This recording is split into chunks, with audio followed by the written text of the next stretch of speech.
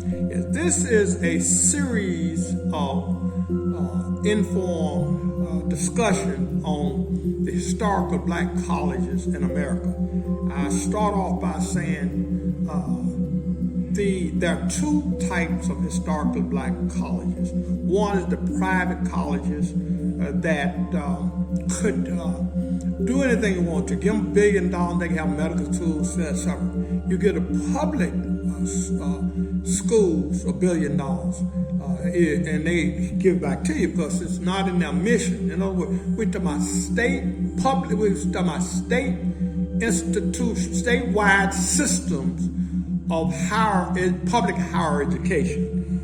And you talk about close to 50 in 48 states, close to 50 in 20 states in the District of Columbia, those institutions that were found to be segregated at the time of Brown in 1954. So we launched a Save HBCUs in America March that took place on August the 14th, 2021. And let's save the Valley one more time. The launching of that march was very, very successful, even though we had very few. We had less than 12 at the marching site. There was a young man by the name of Vance, sheriff, that died from COVID-19, and everybody, the paper had 7 pages of him. I never seen it at the Clarion Ledger. But the point is, we moved forward. We had less than 50 at the rally, but it was successful because we launched it. And when you launch it, you go up. We did have representatives of all the historically black schools, public and private, and we were able to talk to them. Dr. Clenora Hudson Weems of Emmett Till fame and African womanism, talked to them, and they were very enthused. Okay, so Mississippi Valley State president of the Alumni Association was there, and she had some informative things. But today, I want to talk more about Jackson State University and the press conference that we had on Friday. It was fitting and proper that we held a press conference in Jackson between 2 buildings. One is the Dolly Robinson building, the largest building housing undergraduate studies at Jackson State. Been a vacant for 2 years and over 5 years old. We called for a criminal investigation by the Congressional Black Caucus and the Mississippi Legislative Black Caucus, 2 entities that say they love black colleges, but they don't do proper oversight. Jackson State has another building that's crumbling, they can't use.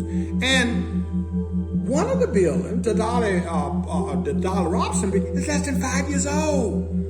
That's something wrong. You don't see that happening at white institutions. So it's graft from, look, let me make it very, very clear. Constitutional rights belong to the student. I don't care about black administrators, black college presidents. If they allow criminality on their watch, then they should be prosecuted like anybody else. Let me make that very, very clear. People say, well, Chambliss, why are you so hard? No, I'm not hard. I'm just basically saying I believe in Jesus. I believe in truth. And if you are going to be a true administrator, if somebody does something wrong, you're supposed to report it. Now, let me just say again that press conference was held with the backdrop on Jackson State University. Half of their buildings, they're new, cannot be used. At least half of them looking at undergraduate studies. Now, I repeat, that Dolly Robinson building less than 5 years old, and it's crumbling, and that building across from it, and I'm not sure, I forgot the name of it, it is not occupied. So Jackson State has a serious problem. You ask, while enrollment is depressed, they don't have a place to teach. Okay, let me say again, that the facilities is a serious issue at the black colleges, and Jackson State is at the forefront in terms of its facilities or lack thereof. Jackson State University is the only urban university in the state of Mississippi, and yet it does not have urban programs. The census just came out, and Jackson State, technically speaking, let me say it, does not have one accredited as such professional program. Now let me explain. Yes, business is accredited, and it can or cannot be professional business, okay? Same as engineering. You can or cannot be professional. Jackson State had a pretty good engineering technology, but higher junior college technology, and had better teaching than Jackson State. Jackson State doesn't have a PhD in engineering. It doesn't even have a master's unless it just added it in engineering. So my point is, how can you be an urban institution with absolutely no professional program? It is close to genocide what the state college board is doing, and you got those black people there that look. If criminality occurred at Jackson State and the college board allowed it there, they need to go to prison. They're the one. I'm calling. And see, here's the thing too. Everybody's talking about HBCU. Why don't these people do some investigating? All they do, they're pimps. I'm saying poverty pimp. Most of these organizations talking about HBCU, they are nothing more than riding the wave of a Me Too sort of situation. If you want to help black colleges, then you bring them some money, you bring them some students, and you start looking at the abuse and printing their abuse. Nobody's talking about it. Matter of fact, let me be honest. We sent out close to 1,000 press releases. We had one station, right, to cover us too, really. And when we talk about criminality, they didn't even say it. WLBT Jackson did. Now I'm gonna say it. The Lord, it's supposed to be a black station, okay? WLBT, okay. Now I'm also saying that Ole Miss, Mississippi State, Mississippi Southern, they don't have buildings crumbling after 5 years or 10 years or 50. Those buildings go 50 and 100 years. Something is wrong with that. Let me just again talk about Jackson State, and let's talk about how the IHL has been discriminating for years. They have less than 4-year degree programs. They call it nuclear medicine. The medical center, okay?